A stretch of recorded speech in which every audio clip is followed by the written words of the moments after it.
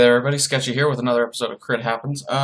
After a few weeks, and I think it's been like a month since I actually talked about this originally, of just faffing about random mass shit. I'm gonna go back to my current group's story.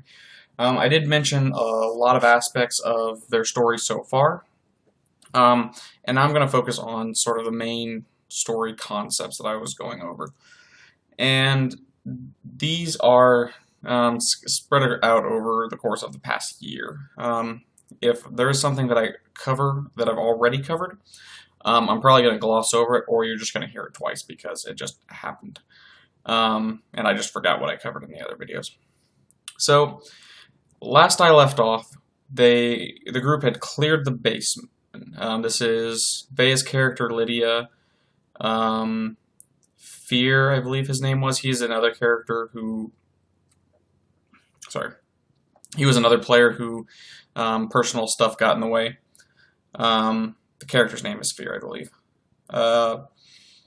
So that character and then Arbogast. Those were the three characters I had. The cleric, the monk, and the scion. So after that, they went into the basement. They found Leodin, and they found another character who's... I can't remember his name, but he was a rogue. It's Kane. Kane is the name of the character. So they have Leodin of Hyde and the rogue. So now they have a group of 5 people. This is the ideal group I'd like to have, but circumstances, I'm down to 3. Whatever. So they go through this dungeon, and it's a pretty traditional dungeon, or at least traditional starting dungeon. There's a couple traps. They don't really do much. There's a couple goblins. And in general, this isn't a very important dungeon. The highlights of what happened here is that they gained more information about, there's this cult, and there's this group of nihilists. I believe in one of the back rooms they found a bunch of cultists who were actively, I believe they were actively trying to, no, what was happening is they were waiting for people to come down to be sacrificed for their god, Nihilus. And the group sort of split up here, and because this was a early dungeon, I didn't make anything very difficult, which I probably should have. But they split up, and it was basically the cleric and Arbogast in a room. And they come into this room, and there's these two cleric-like guys, priests, I guess, would be the best term. And the priests and them get into a fight. The priests are quickly killed, and... No, actually, that's not even... Sorry, I'm all over the place right now. But basically, there is a brief fight where the clerics are casting spells, if I remember correctly. And Arbogast gets the genius idea to use our cleric as a weapon. So he picks this guy up, and he hurls him like a missile across the room. This quickly became the joke of our cleric Javelin. And we talk to him every once in a while, but he has personal issues, and it's been very few and far between. And the joke still comes up that he was the Javelin, because this persisted for a few more fights. He would ready himself up, and then he would be hurled across the room. After this fight, one of the priests surrendered. And what had happened is they interrogated him, got all the information out of him. This is where they learned about the cult. This is where they learned about the sacrifices, and basically, this is their first impression of what the general campaign is going to be about. There's a cult, and they need to stop it. They don't have to, but they're going to, because they don't want to be killed in all of this. Sorry. So after this, the cleric leaves the room to join the rest of the group, who's pushing down the hallway. And I'm not sure if I mentioned this before, but this is where the first time I started thinking, you know what, I need to keep track of what these guys do. This hasn't come up since, But I thought I really need to keep track of what some of these guys do, because when he was in there, he decided, okay, I'm going to dispose of this guy. How am I going to do it? This is Arbogast at this point. So the 8-foot tall lion man decides, well, I'm going to do this in the most brutal way I could think of. Or he could probably think of more brutal ways, but this is just what he decided with. And he decided he's going to grab the cleric by the ankles, or the priest by the ankles, and just smash his face into the ground until he's dead. Which I think is one of... No, I take that back immediately. That is not the most gruesome thing this group has done done in the year and a half that we've been playing. So moving on from there, they work their way into the next room, kill a couple goblins. This is where the Leodin Scorpion maneuvers start coming in, where he throws his he throws his halberd through a goblin, draws him to him, and convinces him to throw away his evil ways and join the good cause. This is when the group had Steve join them. Steve is the goblin's name, by the way. So Steve joined them for a little while. And they work their way through, and eventually there is a fight. And I think what I had happen is they were dawdling around, and I think one of them walked down a hallway, saw effectively the boss of the room, and said, "You know what? I don't want to fight that." Turn around, walk back out the door. He decides to chase them, which was to their benefit, in all honesty, because instead of fighting in a very controlled room that sort of had a bunch of traps throughout the room, they just fought in an open area. So that was a good thing that they did. So they clear out this place, and then they go up to the bar, and at this point, they're like, okay, what do we do? What's going on? And this is where they start figuring out the group as a whole. This is also the time where I believe we lose Fear around this time or shortly after, and his job becomes watching the bar. And then we switched out Vea's character. We dropped the Lydia Cindersnow, the barbarian, and we put into place the Scion. I think I messed that up earlier, but yeah. So this is various current characters where they start, and the reason for that is because after the first dungeon, I had personal things going on, so we put off our game. And I think I've already explained this, but I could just explain it again. So there was this big gap, and so we had to start almost over again. I basically gave them all their current experience, and that's when the game really started. I'm trying to think what we did, what the very next one was.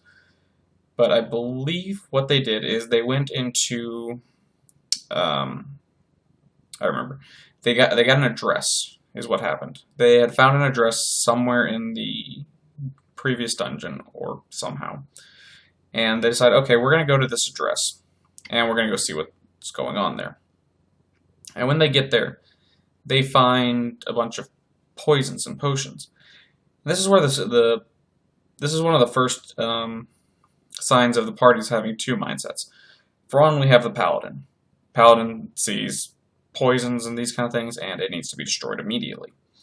Then we've got the lawful neutral Arbogast, and he takes a couple, and he keeps it with him.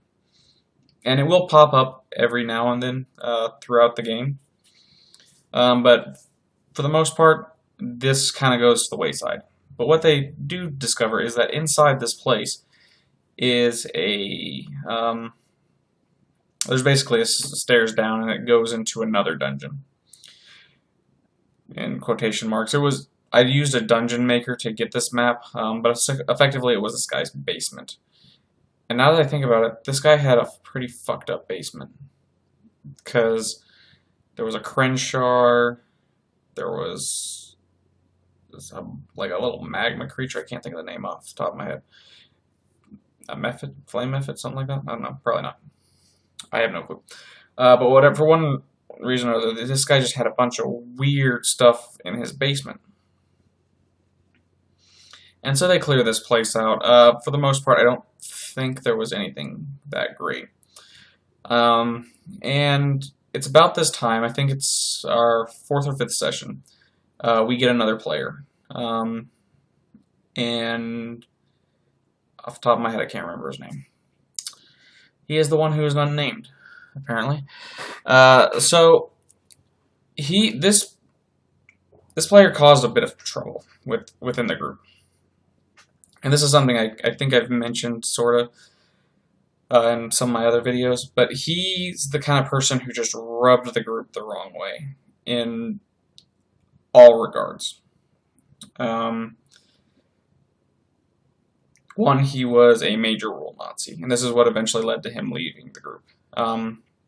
He wanted us to follow rules as written in the D&D rulebook, which, if that's the way you want to play, that's the way you want to play, that's fine. And I'm not holding it against him that he wanted to play that. However, the issue that came up was when he would challenge me. And this is generally my view on it. If you want to correct the DM, there's nothing wrong with that. If you want to say, hey, I thought the rules were this, and if the DM says, okay, I understand that that's the rule, however, I use these rules because this is simpler to me. The big thing is critical successes and critical failures. Rules as written, there is no such thing as a critical success on a skill check. I understand that. All of the other systems I use, though, do have critical successes, and critical successes and failures are more fun to me because I understand that the person who has 20 ranks in 20 ranks in lockpick, for instance, will go up against this lockpick and he should have no problem because it's a simple lock. But it's still interesting to me that this person can fuck it up so bad because humans make mistakes. Even the most skilled person in the world will make a mistake doing their job once or twice. It just happens. And that's what critical successes and failures are. Now, it's going to be within reason. But he would challenge me and correct me, and it would just get to the point. It was just there's jokes about this online all the time. It's, well, actually, okay, I understand that that's the rule. Just shut up and let me run my game. Another thing he did was, and I don't know. I might be covering some touchy ground. One of our players uses a voice modulator, and that's because of their personal reason, and it's something that we've just kind of agreed on. We don't touch it. If they want to use it, that's fine. If we need clarification on what they said, that's fine. There's nothing wrong with that. And basically he would pester them about it, and it really didn't. It just made us all uncomfortable about it. So the side stuff out of the way, he played a mage. He played a Tiefling mage. And what eventually happened is the group is going to raid what they believe is a enemy stronghold within the city of Archon, which is the city that they're in. And so they go to this place, and they open the door, or they knock on the door. The person inside opens up, and right off the bat, the mage asks for a surprise round. I'm like, sure, what are you going to do? And he says pocket sand. What he's referencing is, I think it's color spray is the name of the spell. Sorry if you heard that. Basically what it does is it knocks out, and I'm sure someone can correct me, it knocks out, blinds, and stuns for X amount of rounds. And it's a really good early level spell. The issue is he let the paladin walk in the room first. So basically, they open the door, and he, from the back of the group, uses a spell and knocks out the paladin. I think he knocked out the monk, and then he knocks out the 2 enemy guys. And he just walks in and says, okay, I'm going to coup de grace these guys until they're dead.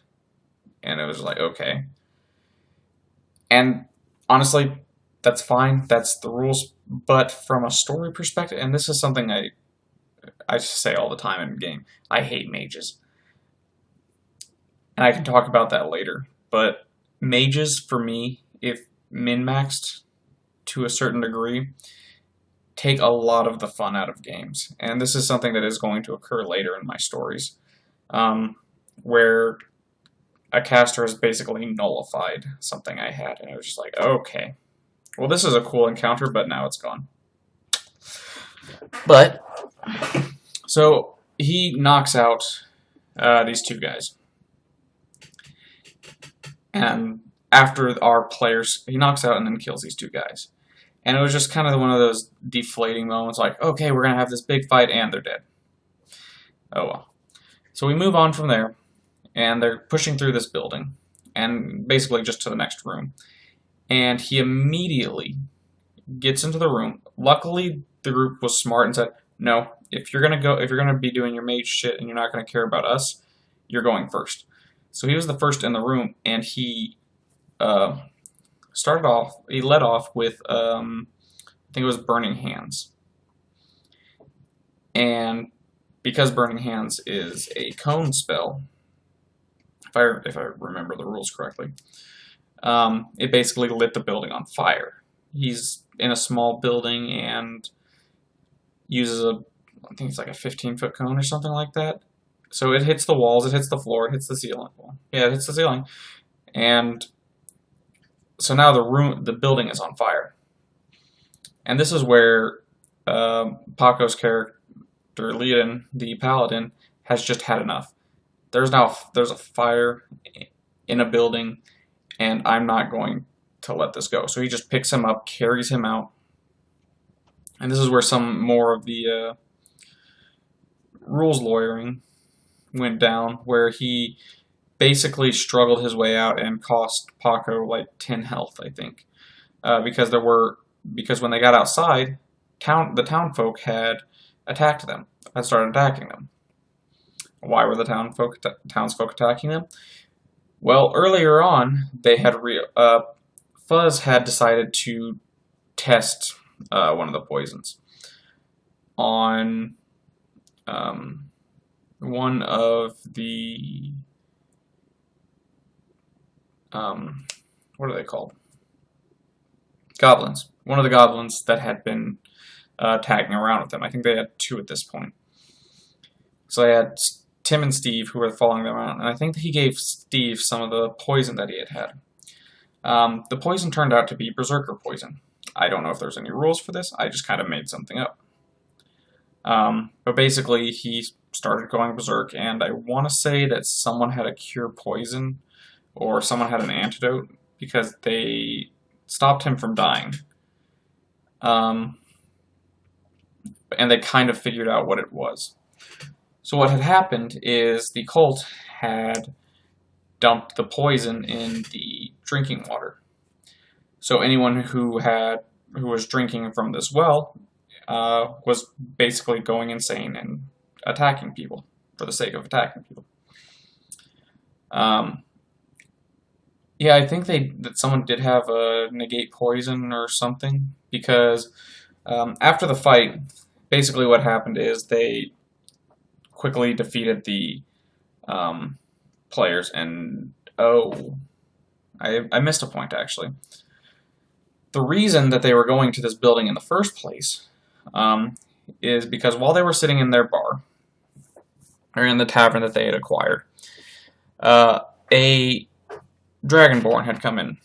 Now I understand that in 3.5 Dragonborn don't technically exist. However, I like that kind of character so much that I wanted one in my game. And so in comes Torin Victus, a fuck how tall he is, 6 foot something, a red dragon man.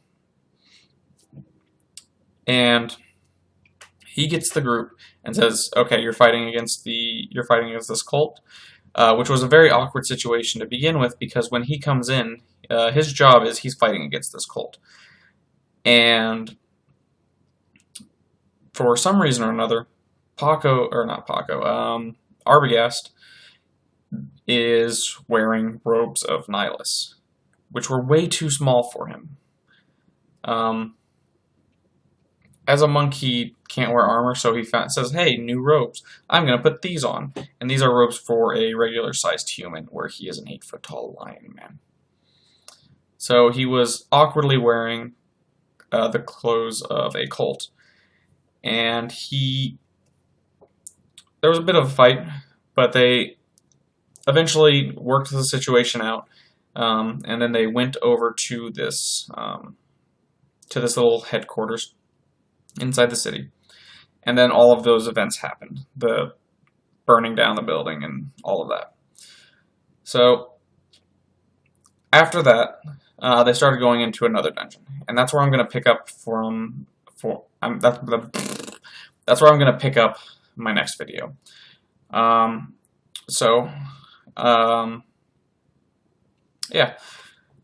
that's where I'm going to end today. Until next time, guys. Make sure you guys, if you want me to do more, tell me what you want to see. If you have any tips for me, I am always open for advice.